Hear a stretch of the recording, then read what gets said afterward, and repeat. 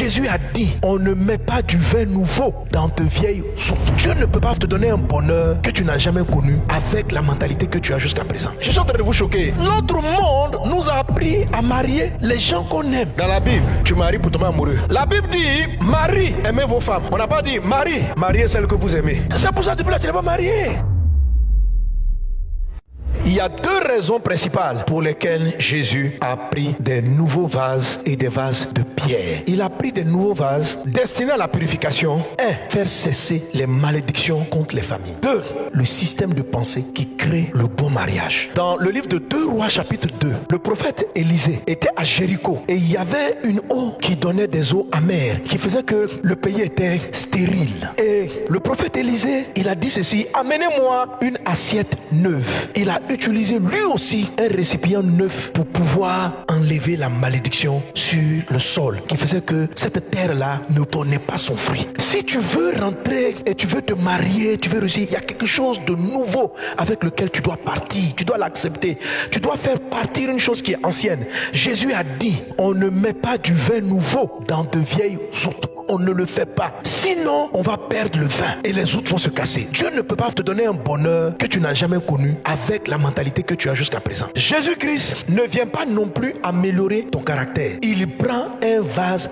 neuf. Donc, faut pas dire qu'il me change. Il veut pas t'échanger. Qu'il m'améliore. Il veut pas t'améliorer. Il dit, tu as une manière d'aborder le sujet qui est le problème. Si ton mari et toi, vous ne vous entendez pas et que vous n'arrivez pas à connaître le vin nouveau, n'essaye pas de me demander, moi Jésus, de récupérer les vieux vases où on avait mis l'ancien vin là. Le miracle de Jésus n'est pas la restauration du vin perdu. Si ça ne va plus dans ton foyer, Dieu ne cherche pas à vous ramener à vos premiers amours. C'est maintenant vous allez vraiment vous aimer. Avant là, votre amour n'était pas le bon. Tout ce que tu es en train de dire, moi, mon mari et moi, au début vraiment, on s'entendait, on se comprenait, on était complices, jusqu'à ce que ma belle-mère, si ta belle-mère a pu casser l'amour que ton mari et toi vous aviez avant, c'est qu'il n'était pas bien bâti. Si certaines situations ont fait en sorte que ta passion pour ton conjoint a diminué, c'est qu'il y a quelque chose à l'origine qui n'allait pas. Et je prie le Seigneur que tu aies l'humilité de faire tout ce que Jésus va te dire. Tous ceux qui sont en train de voir que plus les années avancent, moins ils aiment leur conjoint, n'attendez pas que l'amour aille à zéro. J'étais en même temps l'ancien vase pour dire, Jésus, nous voulons ton vase pour continuer. Parce que ça ne va pas s'améliorer. Il t'a blessé, tu as pardonné. Mais chaque pardon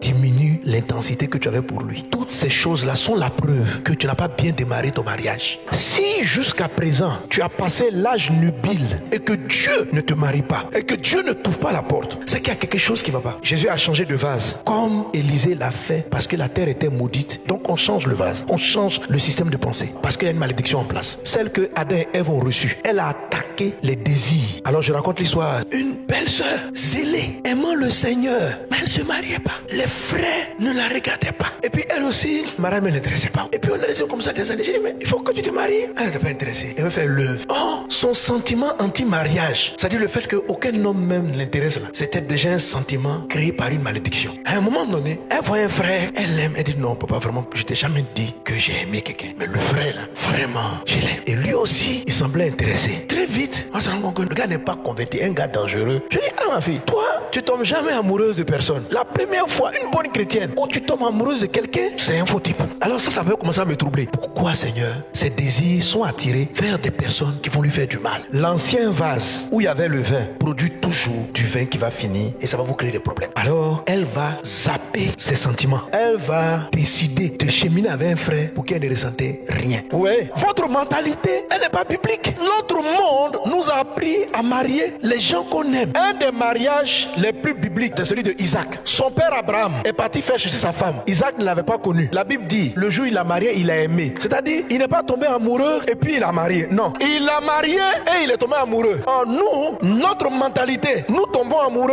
et nous marions. Il y a un problème. Vous voulez le vin nouveau avec l'ancienne mentalité. Dans la Bible, tu maries pour tomber amoureux. La Bible dit, Marie, aimez vos femmes. On n'a pas dit, Marie, mariez celle que vous aimez.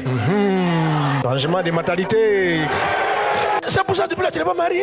Parce que tu cherches à tomber amoureux. Si tu aimes et tu te maries, gloire à Dieu, à partir d'un certain âge, franchement, votre cœur ne sait plus tomber amoureux. Tu dois regarder un frère qui n'est pas marié. Je suis en train de vous choquer. On est en train de changer de vase. Tu dois le regarder, tu dois lui dire, tu n'es pas mon genre. Lui aussi, il va te dire, quand je te vois là, franchement, non seulement tu n'es pas mon genre, mais tu m'énerves même un peu. Nous allons voir les 10 choses qu'il faut chercher. Vous cheminez pour vérifier ces points-là. Si vous ne les trouvez pas, ne vous mariez pas. Mais ne cherchez pas sentiments. Les sentiments ne sont pas pas fiables cause des malédictions. Maintenant, là, les désirs sont corrompus. Il est beau, il a un joli visage, il me plaît. La plupart des personnes veulent se marier avec ces gens de désirs corrompus. Le statut de femme mariée, ce n'est pas un bon désir. Un mariage, ça se construit. C'est quelque chose de pensé. Le désir, normalement, là, c'est quelqu'un avec qui tu dois donner du fruit. C'est pas quelqu'un qui t'a marié pour dire je suis marié. Ça veut dire, vous, de votre fusion, là, doit produire quelque chose. Ça démarche. Oh là là, oh là là, oh là là. Tu vas te tromper. Un jour, tu seras saturé de sa démarche, de sa bonne manière de parler. L'amour, là, va finir. Ça va te créer un vin qui finit. Jésus a dit en Matthieu 19, pourquoi Moïse a-t-il permis qu'on divorce? Le cœur des hommes est devenu endurci. Au commencement, il n'en était pas ainsi. Tous les critères de condition, est-ce que tu l'aimes? Oui. Ma fille, à 80%, tes sentiments peuvent être corrompus. On ne vit pas avec les désirs. Je dis la même chose pour les gens qui sont mariés. Si tu veux suivre les désirs, à un moment donné, tu ne vas pas aimer ton mari pour une raison ou pour une autre, tu ne vas pas te plaire. Les désirs ne sont pas fiables. Ils sont corrompus. Ma fille qui s'est mariée, elle a cheminé sans rien ressentir. Et c'est devenu son amie. Elle dit, le jour où il lui a demandé en mariage, et puis elle a dit, oui, là. C'est là qu'elle a aimé. Les sentiments sont venus. Si on veut savoir comment Dieu veut marier les hommes, là, on ne peut pas prendre pour référence lorsque les sentiments ont été affectés par des malédictions. On doit prendre pour référence ce qui était auparavant. Car dans le Christ, on peut revenir au tout commencement. Jésus restaure toutes choses. Je veux que tu oses aujourd'hui lui faire confiance et revenir au démarrage. Amen. Tu es béni dans le nom de Jésus. Amen.